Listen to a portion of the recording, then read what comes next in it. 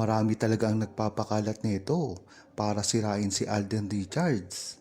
Sunod-sunod na rin kasi ang mga pambabati ko sa kanya at tila kinakabit ang mga pangalan nila sa mga kaso na hindi naman sila kasama at walang kadahilanan para ito pansinin.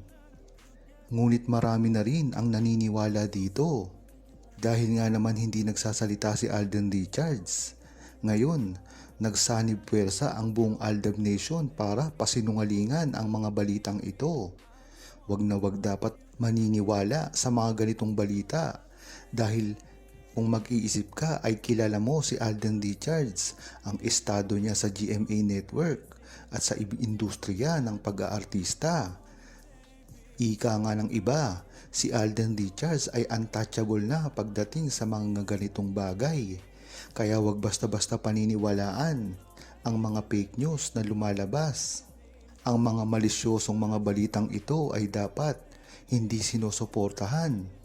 Dahil alam naman natin na iisa lang ang goal ng mga ito, na sirain si Maine Mendoza at Alden Richards. Walang ibang gagawa nito kundi ang mga kalaban nila sa pag-aartista. Sa mga trabaho nila ngayon ay marami talaga ang gustong mapabagsak si Alden Richards at Maine Mendoza.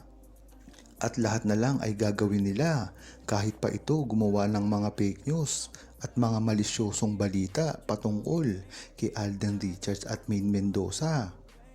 Kung matatandaan nyo rin, isa ring napakamalisyosong balita ang iginagawad at ipinapataw nila kay Maine Mendoza at kay Bossing Vic Soto na tila wala naman talagang katotohanan kahit 1% man lang.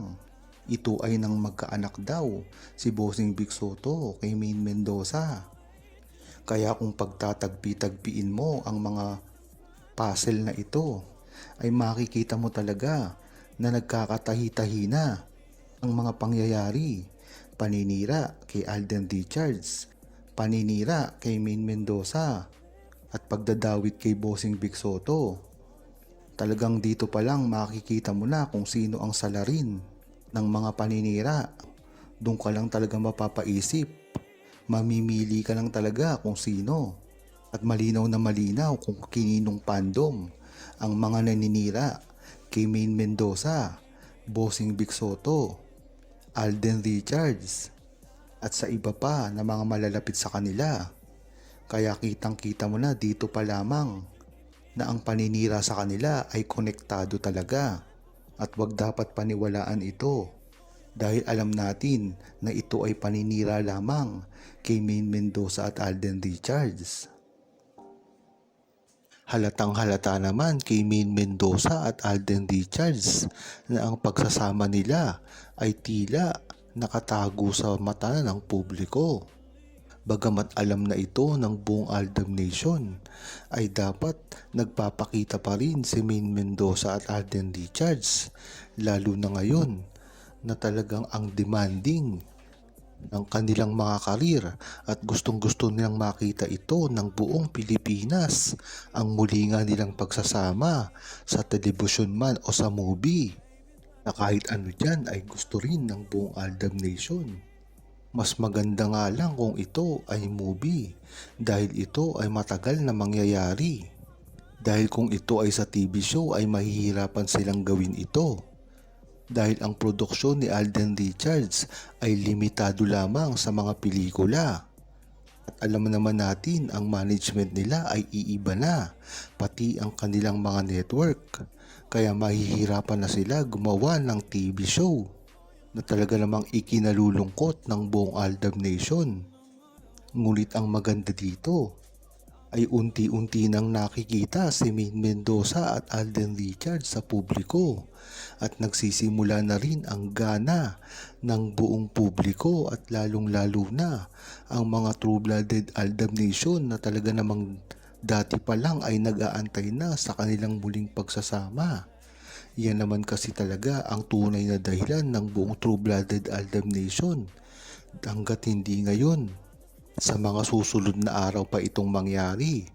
Ngunit ang suporta nito ay talagang hindi matatawaran Dahil sa una pa lang hanggang sa huli ay nakasuporta ang buong Aldam Nation sa tambalan ni Maine Mendoza at Alden Richards. Talagang ito ay walang ginawa kung hindi sumuporta at tangkilikin ang ginagawang movie o mga teleserye at proyekto ni Maine Mendoza at Alden Richards. Kaya ganun na lang ang pasasalamat ni Maine Mendoza at Alden Richards dito sa mga true-blooded Aldab Nation na sa simula pa lang ay hindi na sila iniwan.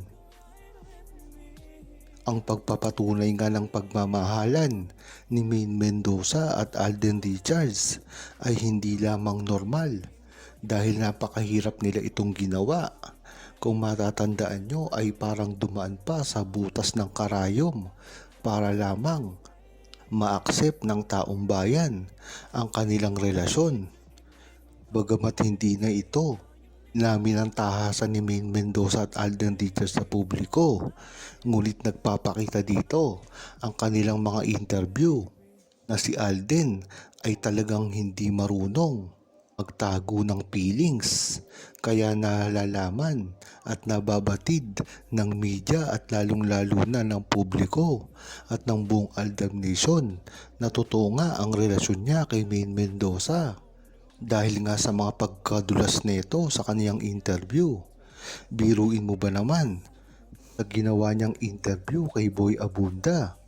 Tinanong siya kung siya ba ay masaya at may girlfriend.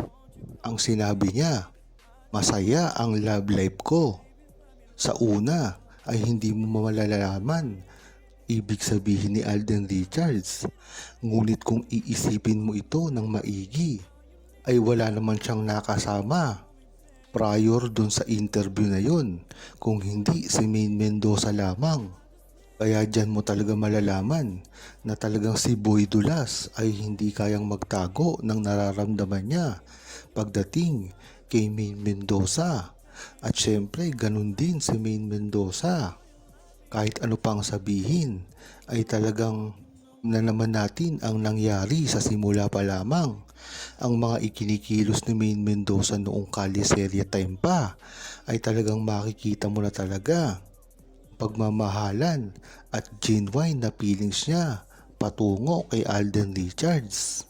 At saka nga lang abuko si Alden Richards na talagang noon pa lang ay nagustuhan niya na si Maine Mendoza. Kaya kung pagtatagpi-tagpiin mo ang mga pangyayaring ito, ay makikita mo na talagang sila na dati pa man at ngayon ay nagtutuloy-tuloy at talagang hindi sila masisira dahil napakatatag na ng kanilang sinimulan at kahit kailanman ay hindi na sila masisira at kahit kailan walang makakasirang basher sa kanila na talagang ang gusto lamang ay sirain ang kanilang relasyon. Ngunit gayon pa man, kang mga nakasuporta sa kanila ay hindi ito pinababayaan.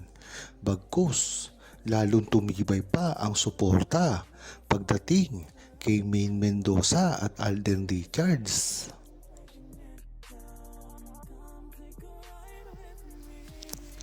Huwag kalimutang mag-subscribe, comment at i-like ang video na ito. Thanks for watching!